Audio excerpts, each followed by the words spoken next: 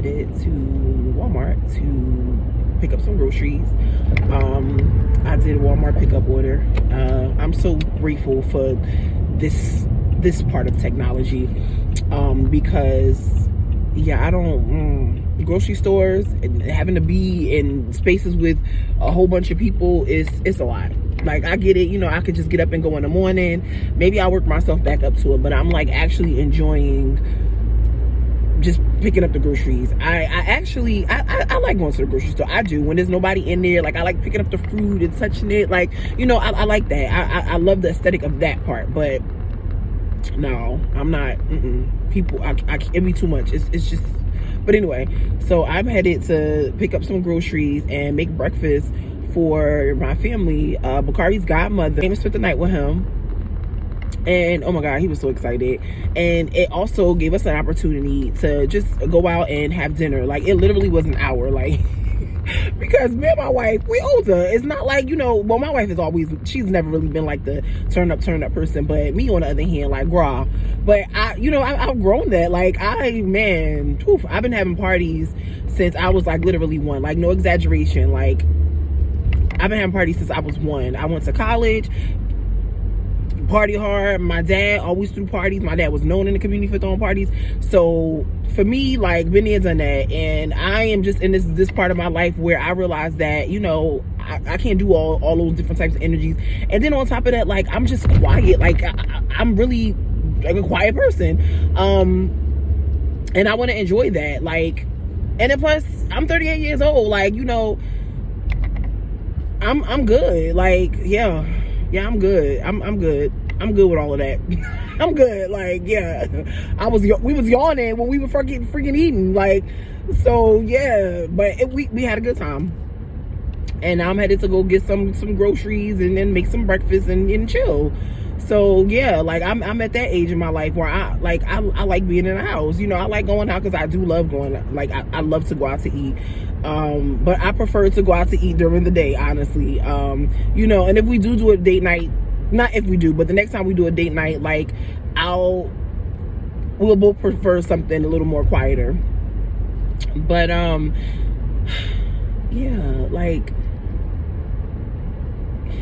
y'all, I am in this season of like really coming into myself, remembering who I am, remembering why I came back to do this human experiments, however you want to say it. But man, like, for a very long time, I did not speak up for myself. For a very long time, I did not know how to advocate for myself, protect myself, set boundaries with myself and with people. But I always knew how to do that for everybody else around me. Like, it started with my younger brother. We're only 3 years apart. It's kind of like 4, because his birthday is in October and mine is in February. So it seems like it's 4, but it's really 3. But I was always a protector to my little brother. I was a protector to my parents. And since I was a kid, since I was 3 years old, I was a protector. I've been a protector since I was 3. And that wasn't reciprocated. It wasn't reciprocated from my parents. And I even was like a protector to my friends. Like, I never like to see people treated like crap, because I know what it felt like to be treated that way. I know what it felt like when somebody didn't speak up for me. So I would speak up for people who was uncomfortable about speaking up for themselves. But again, I didn't know how to do those things for myself. So I spent a lot of my life allowing people to think that they could do and say whatever they want to me. I was in a lot of friendships where people took advantage of me, where they could see that I lacked situational awareness. They saw that I was like naive, and they took that opportunity to be manipulative. Even relationships, like, it was the same thing, and just all around. Like, most of the people that, you know, I was surrounded around, they were takers. They were takers, and I don't know, like, and let me say this, the people that I did protect, some people that I did protect, like, it was more like being a big sister to them, because it wasn't just people being used. Like, I protected them, and like, they would, how do I explain it? So our friendship would go, like, I'll protect them, and it's just like they would protect me. Like, one of my friends, She is the older sister, and then she has a younger sister that's about like 8 years younger than her.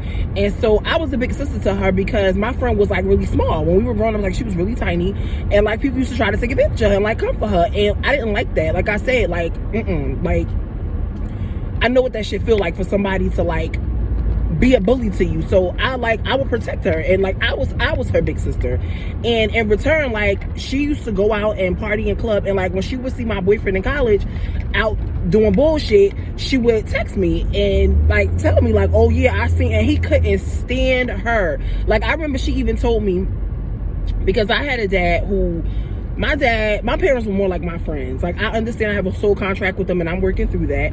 But my parents were more like my friends than anything. They weren't like parents to me. And so my dad didn't show me how a man is supposed to treat a woman. So with that being said, and my dad was also manipulative, and my dad like manipulated me out of money and everything.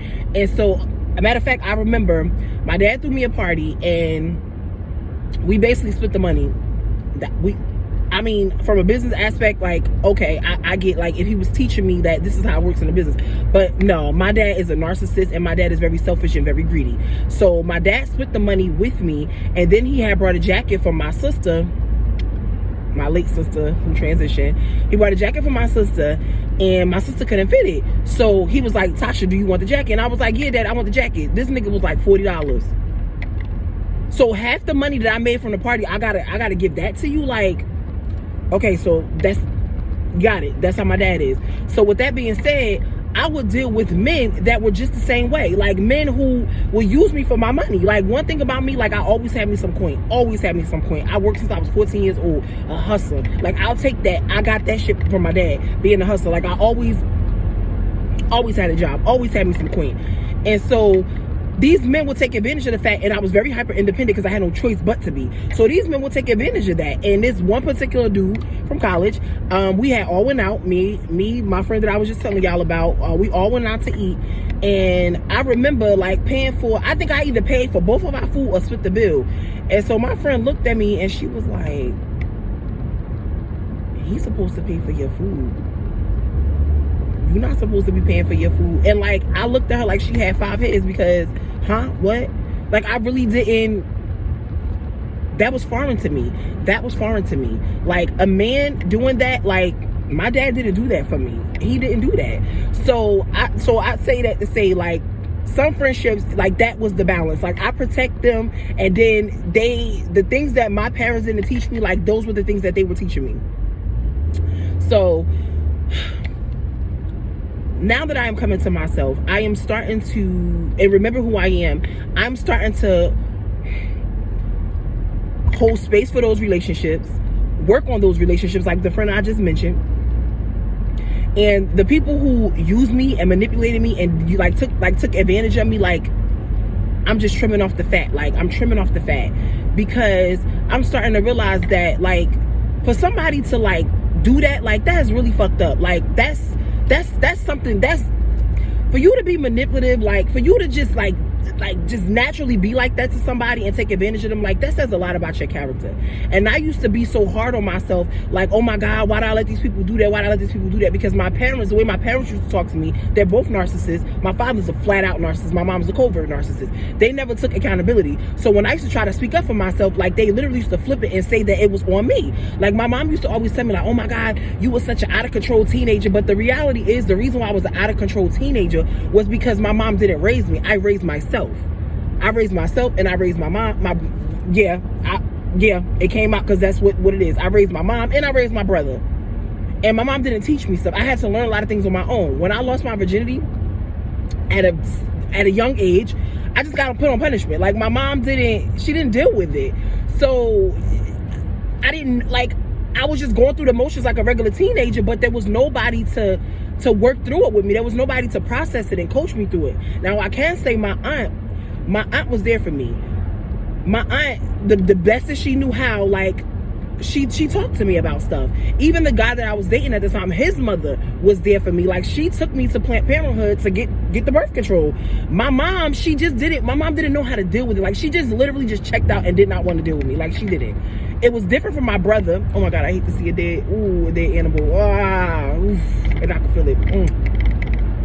Well, my mom just did not know. She didn't know how to deal with me. She didn't know how to deal with me. She didn't put no effort into knowing how to deal with me. Like, she didn't. She just provided for me financially. Like, I can say that. My dad was like, would manipulate the money out of me. My mom would give me the money, but she would still manipulate me.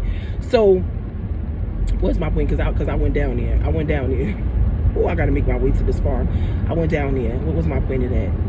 Oh, my mom would just get on me about, like, and say, like, oh, you was a terrible teenager. But baby, you ain't teach me. You ain't teach me how to be a woman. So how am I gonna learn? Like, it literally was like mentors, who I call guardian angels, who had patience for me, who was on top of me. Like, they made sure, like, hey, you know, like, they guided me the best they knew how. Because some of them were mothers, and they were young mothers.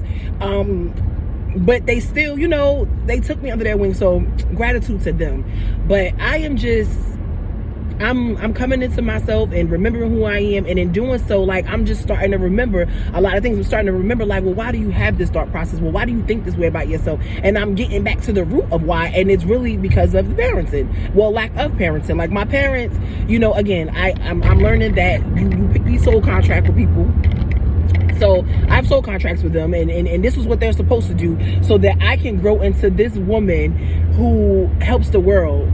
Heal myself so that I can help heal others. So I understand that part, but I'm going through the motions right now, baby. Like, I'm feeling my feels. Like, I'm feeling my feels. You know, I'm learning to, you know, forgive, and, you know, but I had to let it out. Like, I had to, literally, one of my assignments for my spiritual coaching class was to, like, air that shit out.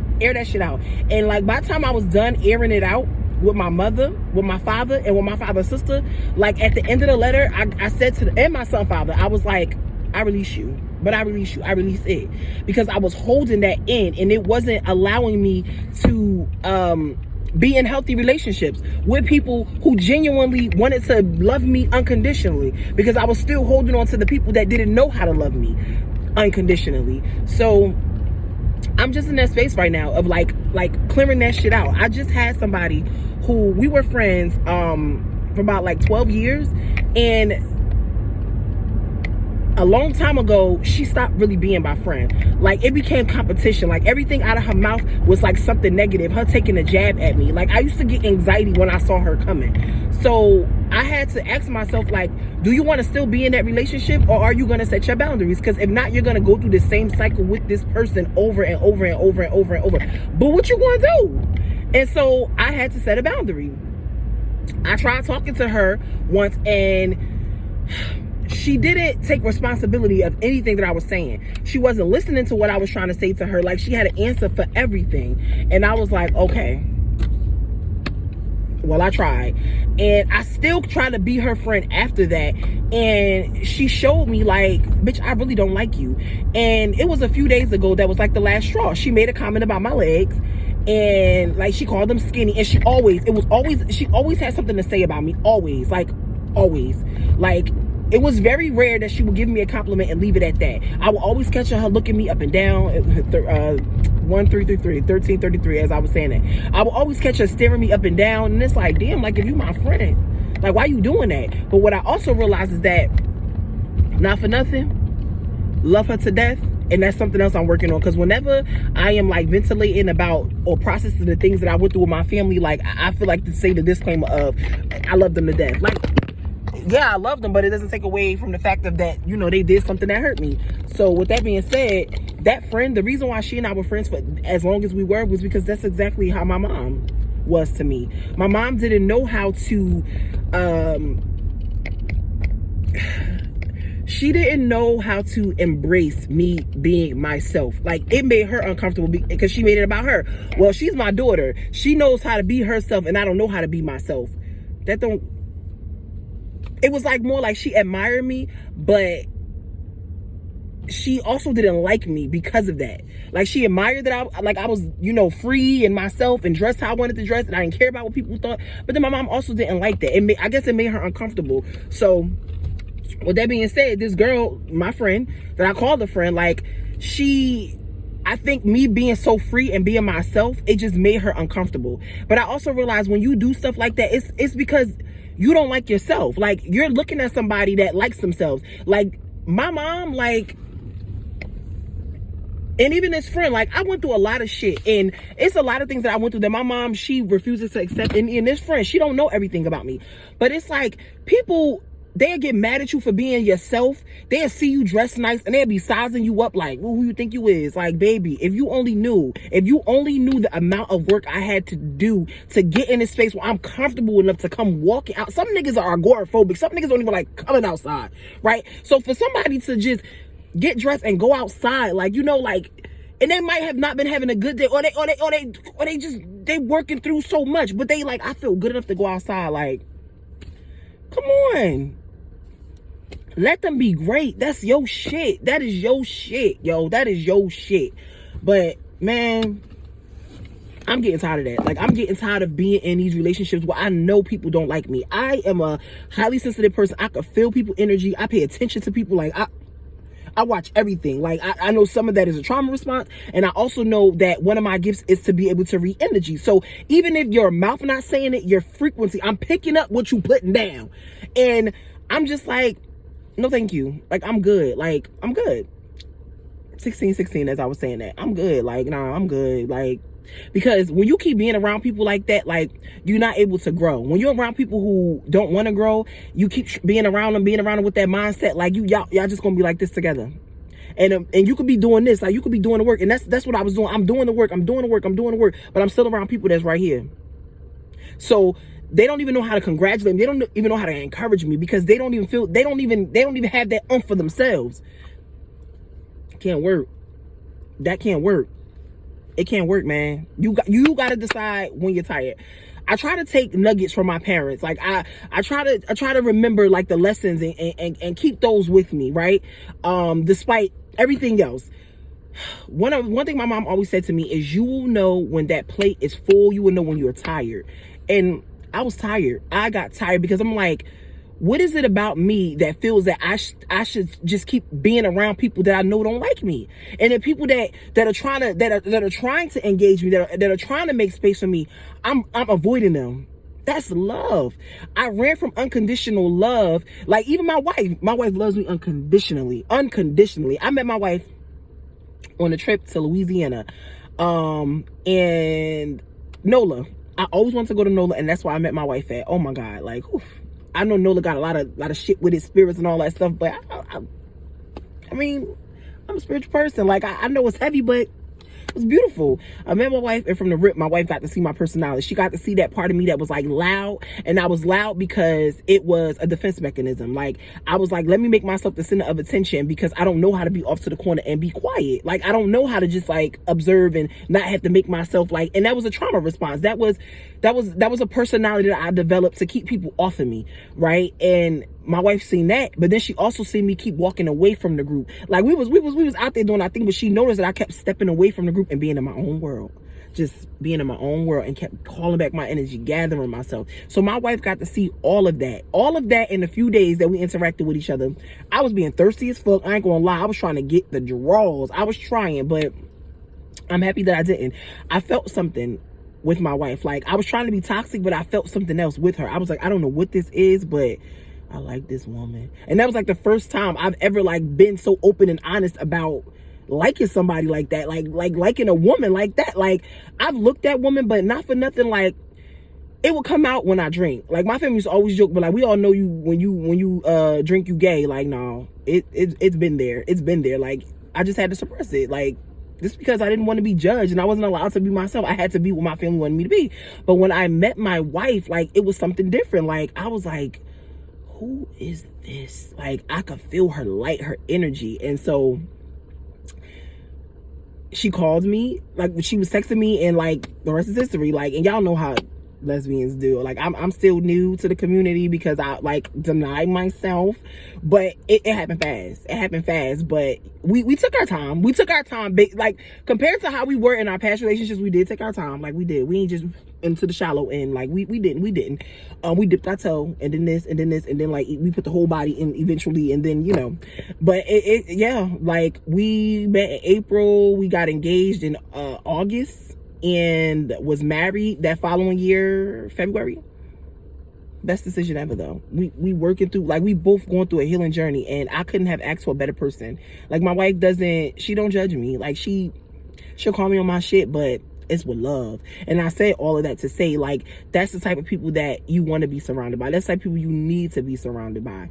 And you know, I'm loving it. I feel like, okay, I brought that up for a reason, but yeah, like, I'm letting that in. And the more and more I allow my wife to love me, the more and more I can see those friends that are still around that genuinely loved and see me for who I was, and they rock with me. So I stay with those. I still do my best, because I'm in a season of isolation, but I still do my best to interact, even if it's just on social media, even if I just shoot them a text real quick. Sometimes I might just sit and think about them, and I'll cry, because I'm like, yo, she really was trying to be my friend this whole time. She really was trying to speak life into me, and my heart was blocking it, because I love. I'm an empath. I'm a Pisces. I love, oh my God, I love big and I love hard. Like, if I fuck with you, I'll fuck with you. And I was trying to give that love to the wrong people. I was trying, you know, it started in my childhood. And again, I know I have a soul contract with my parents, so it's a reason why I picked them. But, you know, I'm just learning that now.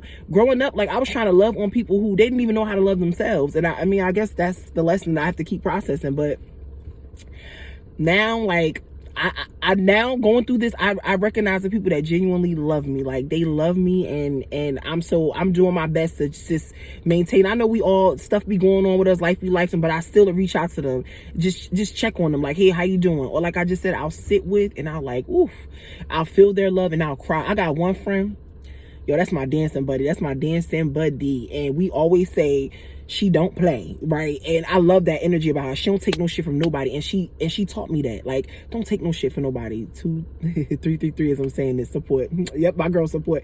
But like, she don't take no shit from nobody. And she gives the biggest hugs. Like, whenever I hug her, I literally start crying. Like, because that's my friend. But I just wanted to share that to say, man, you'll know when you're tired. Like, you'll know when you're tired. And the more and more you work on yourself, the more you start to love yourself, you will allow people who want the same, who want to love themselves and want to love you. Like, you'll be able to open yourself up. I'm reading this book. Why is it the untethered soul?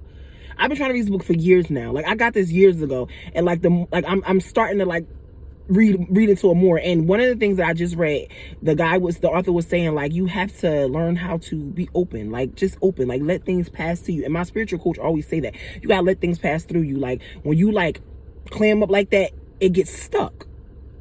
And that's what happened. Like, my heart was broken so many times by, you know, my parents and family members, like, being abusive and being fucked up to me, that and friends being manipulative. Like, it broke my heart, and I just stopped feeling. I didn't want to feel anymore. I'm like, I'm scared, because the last time I let people in, like, they hurt me. But I'm just learning how to just let it flow. I do Reiki in the morning. Like, I'll sit, I'll allow the energy to pass through me. Sometimes I'll do Reiki in the shower when I get off work, but I try to do it in the morning, because I'm a morning person. I'm a butt cracker dawn type person, and I need to like allow all of that in the morning to prepare me for the day. And I just allow myself to feel the feels. Sometimes I'll just, throughout the day, just randomly bust out into tears. But I know it's just me releasing, because at a very young age, I was told, like, don't nobody give a fuck about your feelings. So I stopped crying. But now I allow myself to be the Pisces and the empath that I am, and feel my feels, so that eventually I can help others feel their feels, right?